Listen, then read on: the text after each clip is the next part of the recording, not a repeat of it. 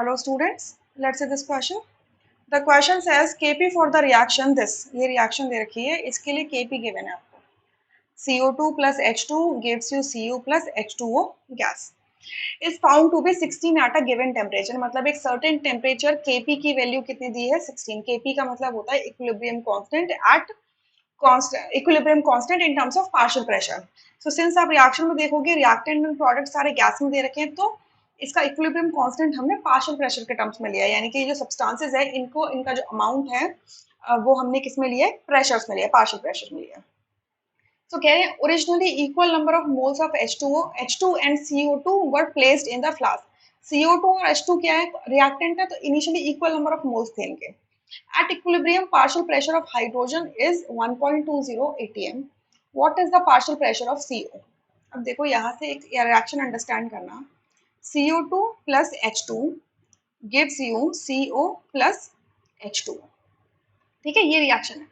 Initially जब time zero था तो दोनों के इक्वल मोल्स थे. लेट्स से कि इसके भी n मोल्स हैं, इसके भी n मोल्स हैं, और carbon monoxide and water vapour 0-0 होंगे.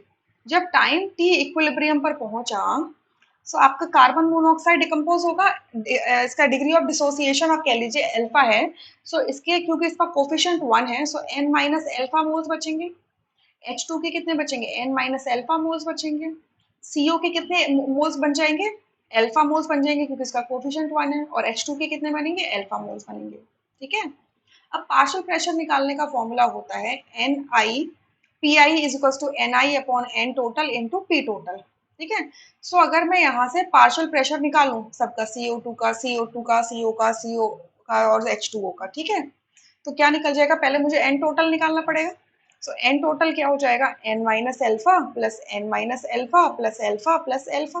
सो एल्फा से एल्फा कैंसिल होता है और बचेगा क्या, 2n.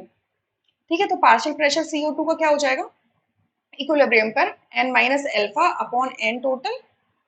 n टोटल की वैल्यू कितनी आई है, 2n आई है, 2n, और ये p टोटल.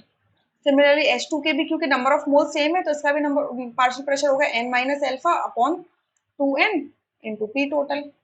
CO का कितना हो जाएगा, alpha upon 2n into P total.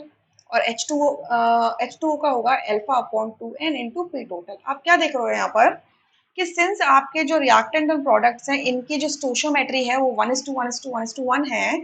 सो आप क्या देख रहे हो कि CO2 और H2 इन दोनों का जो पार्शियल प्रेशर है वो सेम है, और CO और H2O इन दोनों का पार्शियल प्रेशर सेम है एट इक्विलिब्रियम. सो हमें अगर हाइड्रोजन का पार्शियल प्रेशर 1.20 दिया है at equilibrium, this value is equals to 1.20 atm, तो इसका मतलब क्या होगा कि आपका इक्विलिब्रियम पे कार्बन डाइऑक्साइड का भी पार्शियल प्रेशर कितना होगा, 1.20 atm.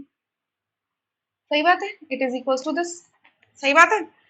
अच्छा, अब हमें कार्बन मोनोऑक्साइड का पार्शियल प्रेशर निकालना है. लेट्स से कि हम इस वैल्यू को x के इक्वल मान लेते हैं, it is equals to x and it is also equals to x. ठीक है, मतलब ये x ऐसे है. ठीक है, इस तरीके से मैंने गैप लगा दिया.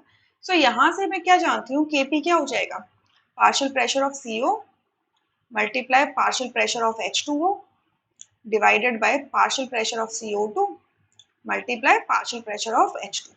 यही करोगे. अब कार्बन मोनोऑक्साइड और वाटर वेपर का पार्शियल प्रेशर सेम है तो हम दोनों को x करके x स्क्वायर कर दो. ठीक है.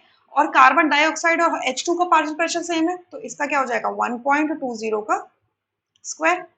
और Kp की वैल्यू कितनी है हमारी, 16 है, so it is equals to 16. ठीक है, ये वैल्यू मैंने इधर डाल दी 16.